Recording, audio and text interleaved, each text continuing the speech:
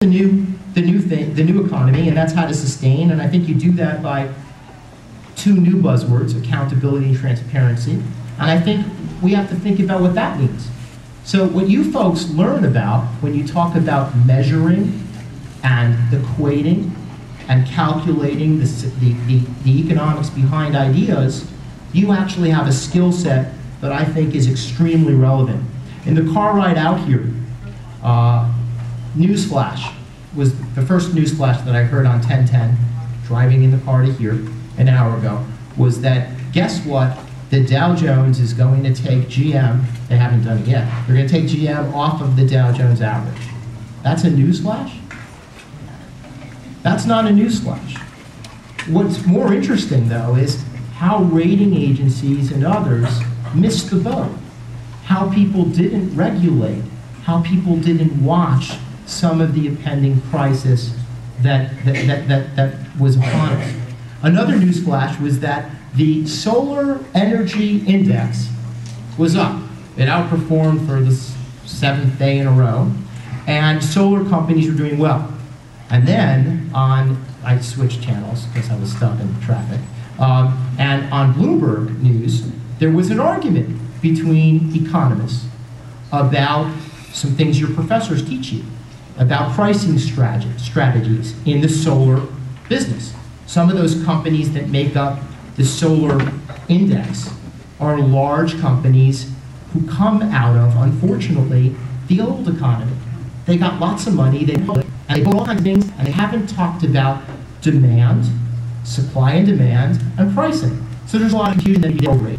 This morning, I was at a press conference with the mayor of Yonkers, launching a Yonkers Green Business Summit, a little company that builds sound systems. And the company put a solar installation on their roof. And they were incentivized to do so. They got money from NYSERDA. They got money from federal and state agencies. And they sat down with economists and they figured out how to capitalize that investment. And they gave all kinds of stats as to how that's all paid for. The bottom line is, the MIT economy majors that might have worked at the rating agencies and blew it, I'm not interested in where they're at. Of course, if they want jobs in the emerging green economy, I'm looking for them. But the CUNY economists should care about your local community. The solar companies that are in China, they do good things because they've priced it low enough to enter this supply chain. But how are you all going to foster the local supply chain and improve corporate socially responsible efforts? And how are you going to help companies measure it? It's not a scary time to go into the job market. Come to my boat ride, it's on me.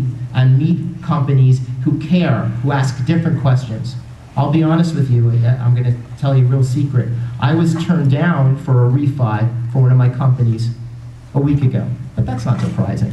The fact that a certain local bank was impotent about moving money, that didn't surprise me. What really made me sad was they didn't ask. They didn't ask what my game plan was for the future. They didn't ask how many employees I've hired in a job market that doesn't hire. They didn't ask what my mission statement was. They didn't ask what environmental policies I've initiated. That's where I think their impotence was a complete failure. So I'm going to tell you that your skill sets, measuring, accounting, looking for transparency, I think these are financial agendas are important to watch, but social responsibility is an agenda that you should look at. And I propose to you that you should know your value propositions. They include the knowledge that you learned in this program. And in many ways, I think your value proposition is the fact that you are part of a new generation and a new era of hope and prosperity. So thank you very much for this evening, and good luck.